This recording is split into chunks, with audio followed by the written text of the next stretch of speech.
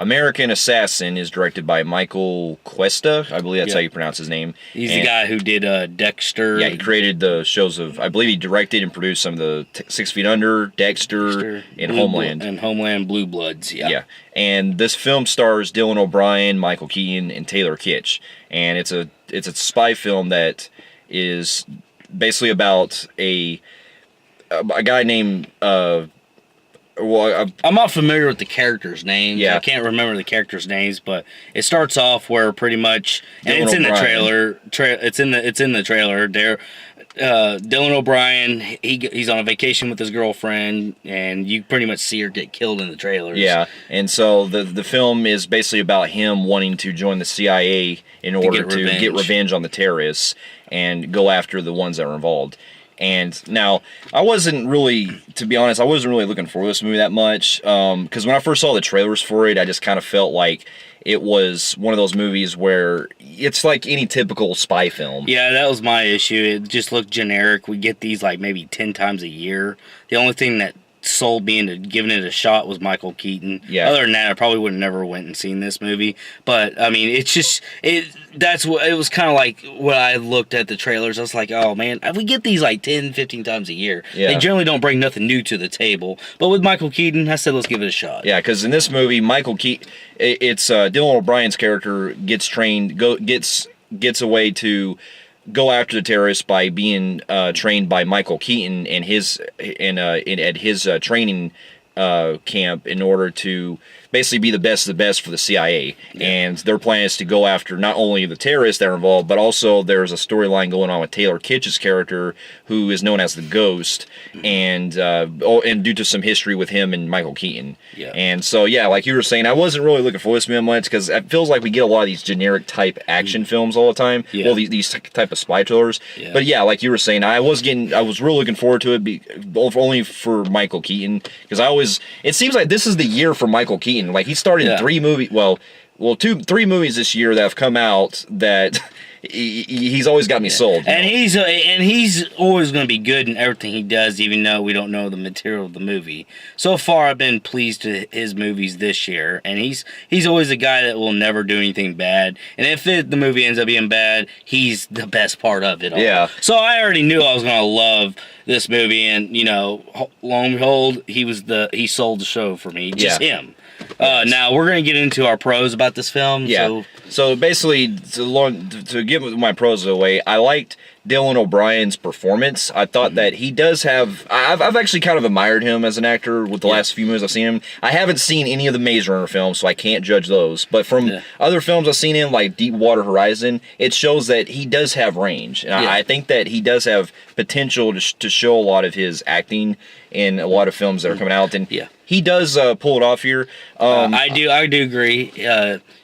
His performance. Yeah. This movie's got good performance. We'll get in our cons in a little bit. What we're gonna, about character development. Yeah. But as far as performance, I thought Dylan, Taylor, everybody pretty much did their part of what they were doing. Yeah. They're likable guys, actors, in my opinion. And the same thing goes for Michael Keaton's performance, because when we first see him introduced, I felt like I was watching The Hunted. Remember that one with Tommy Lee Jones, where he trains Benicio del Toro? He kind of goes to like a training camp that's like out in Virginia, and Michael Keaton's basically trying to show him how tough it goes through in order. Because Michael Keaton is actually an ex-Navy SEAL. Navy SEAL, and he's giving him SEAL training along with a whole other team of guys and girls. So he's doing that. But another pro I have, this movie is extremely brutal. I didn't think it was going to be this bloody, and I love the authentic.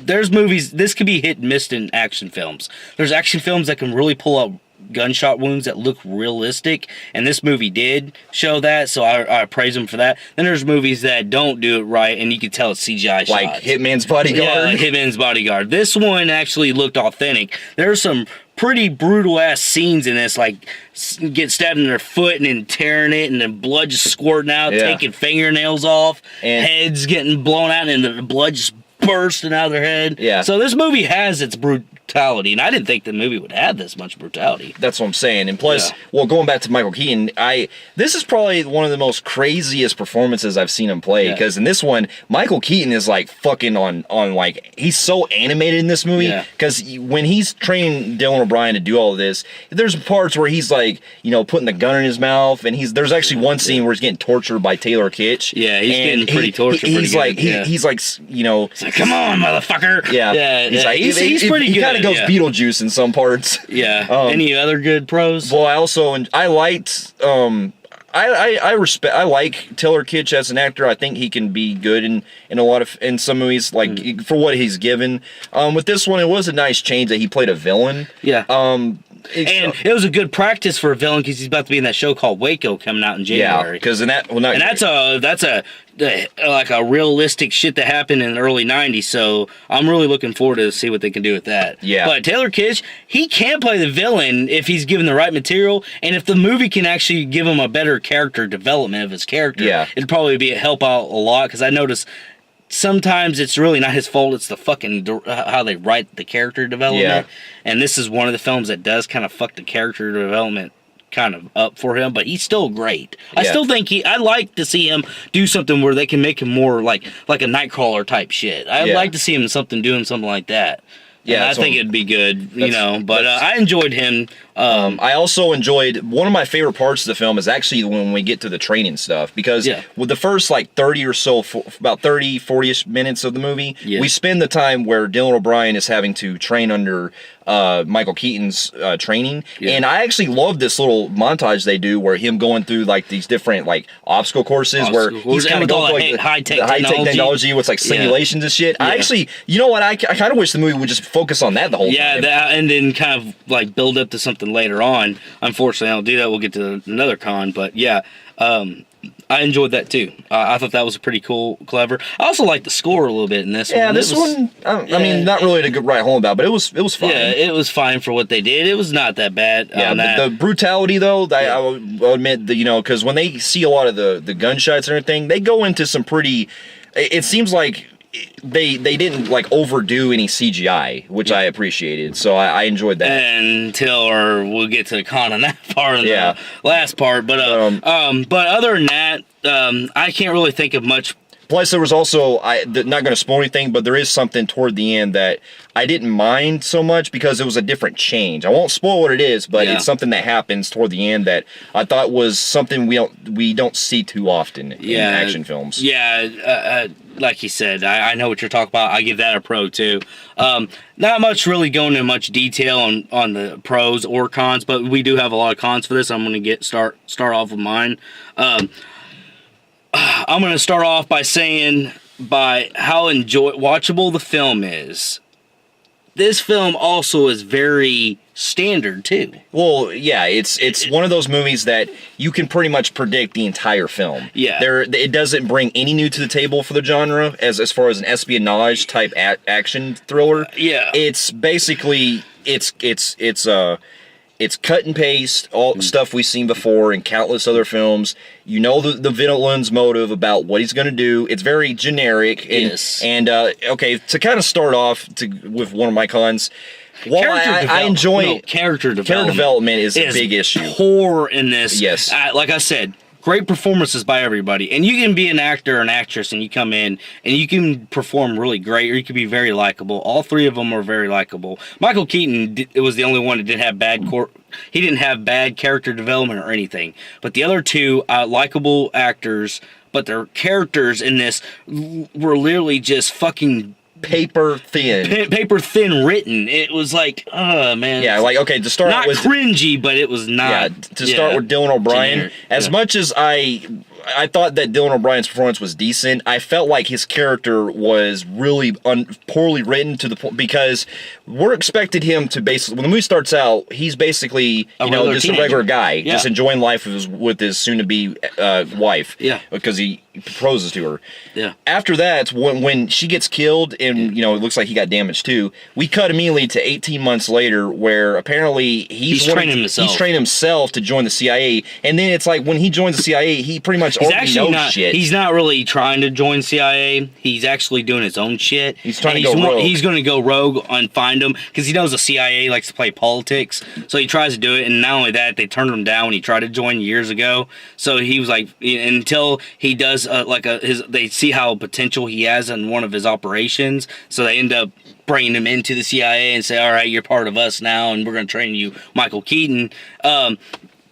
We're to expect that this guy was able to master all the Navy SEAL, all the Green Beret techniques, special forces techniques in short time. I can't buy that. No, I can't. And not only that, no offense to his physical stature, but I just don't buy it either with that.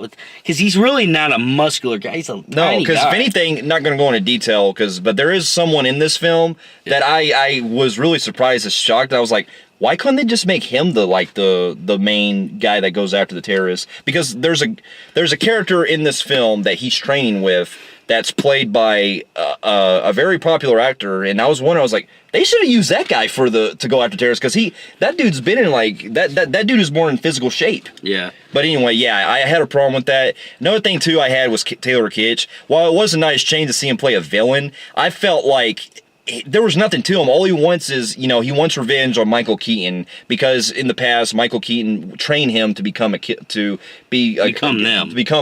But one of the CIA's things, and you see this in a lot of movies, you kind of like, we can't just, this isn't something where you cry and we can come beg and we'll come save you.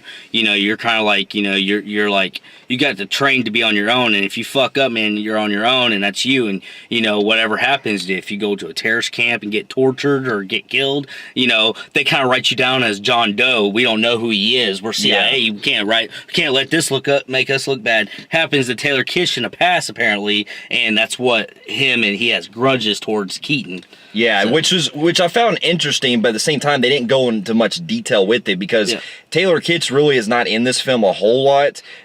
Because really his other... And he also pops out of nowhere. At first I thought it was that one guy because he's his twin. Yeah. Which is the good guy in this, played by Dylan O'Brien. Dylan O'Brien, which looks like him. I thought that was Dylan O'Brien with facial hair. I'm like, was that Dylan O'Brien right there? Yeah, because Taylor Kitsch really comes out of nowhere in this movie, and it's in the middle of the movie when it happens. Yeah, and plus his whole goal is to basically cause a nuclear war from Russia, basically. No, what he is it's not from Russia. Causing he just bought it. He just bought all the nuclear shit. He's wanting to do it himself. Because they said the CIA, the training was so intense it turned him mean. Yeah. And he said you created devils instead of, demons instead of whatever. So it's pretty much like the dude went fucking nuts and just was wanting to do his own nuclear war. Yeah. Which, if I really think they should have went with a bit different plot in mind where because I don't know if this is just me, but Taylor Kitsch and Dylan O'Brien, they kind of look like they could be brothers. If they would have went more at that approach, maybe where it's like brothers against brother. Yeah. I kind of probably would have been more invested with that because I was just really not really on board with the whole him getting. Well, it's not that. It was all right. Well, the whole way the story played out. It's not that. It's the character development. And this one, I actually kind of blame the writer on that in the screenplay because they actually write him to be that simple. Yeah. Had they maybe added a more detailed and made this movie a little longer and really went into detail of its storytelling, it probably would have made Taylor Kitsch's character more villainous. Yeah, that's what I'm saying. So it becomes actually screenplay is because Taylor Kitsch actually is really good. It's the writing for him is really low budget. It's really we're a generic action film. We're just gonna pass it in and out. Yeah. So that's what it does. And another complaint I have. Wow, the film's graphic is very good in this film until the fucking end, where because Taylor Kitsch is one of his goals is to set it off with a bunch of Navy ships around him to kill a bunch of U.S. soldiers as part of his payback.